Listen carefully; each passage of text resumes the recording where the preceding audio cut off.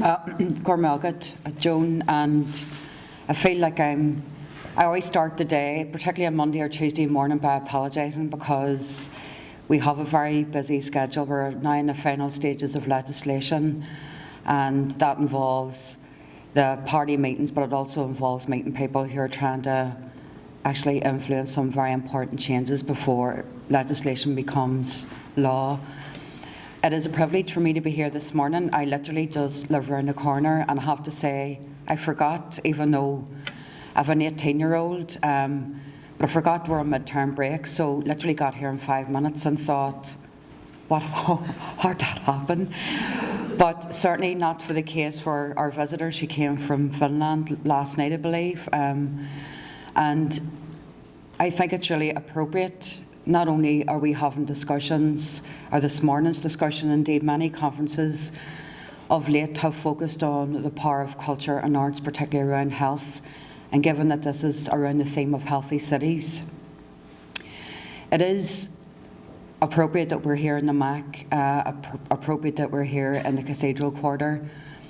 And if anything about this particular geographical area of Belfast can show us that there's a lot of cultural diversity, particularly here in Belfast, and that's a good thing. Despite sometimes the fact that it doesn't feel like it, it is a good thing. But for me, it is really, really important. Just Friday past was the closing of the consultation into a 10-year strategy for culture and arts. And that's the first time in government, surprisingly, that there has been an overarching strategy involving all the departments, particularly looking at the roles in which government centrally can play in the promotion, resourcing, investing, planning, procuring of culture and arts for the next 10 years. And I've heard some people say it as part of that consultation, well, 10 years is too long. My opinion is not long enough, because it's taken almost that and probably more for people to actually realise that not only do arts and culture play a very, very important role, an integral role in terms of the health and well-being of people, but certainly I've seen, particularly in the last 5 years, the health and well-being of communities. Now, there's loads of evidence out there around, once you're actually in a health and social care setting, about the healing power, the positivity of being involved in arts and culture. But why wait until you get sick before you actually have that? And if anything, we needed to be reminded of that certainly it is true of sport, but more so for arts and culture, in my opinion, is the role that we have played, particularly in this community in the north of Ireland, coming out of a history of conflict, and we're still not out of it, in my opinion. But certainly when we're having difficult conversations, or difficult conversations need to be had, or we're in a situation, an environment where we just, sometimes as adults, need to get over ourselves.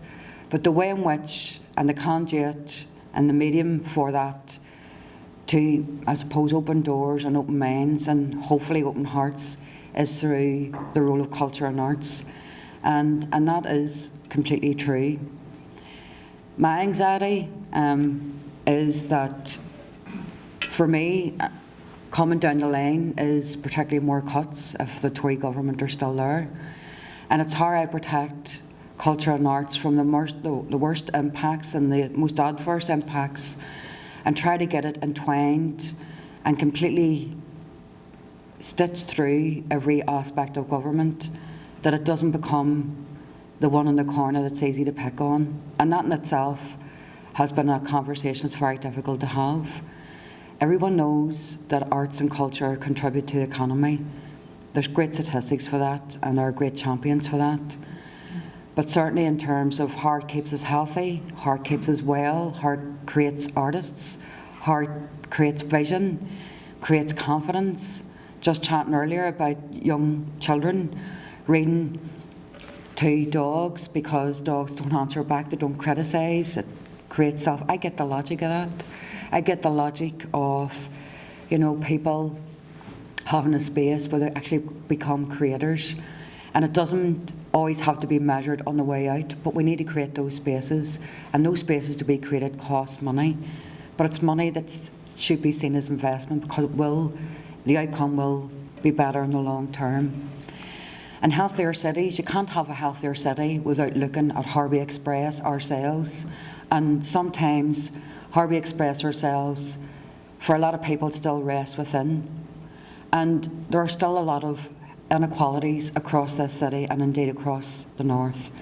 And particularly when you look at the worst impacts of poor health, you look at inequality and how that impacts in a society.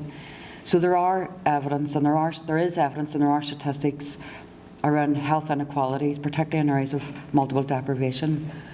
But within the remedies for that has to be a strong and vibrant arts community. And that strong and vibrant arts community also needs to be inclusive. It needs to be inclusive of festivals. It needs to be inclusive of different languages, of cultures, of different genres, of everything and more. And I think we're getting there.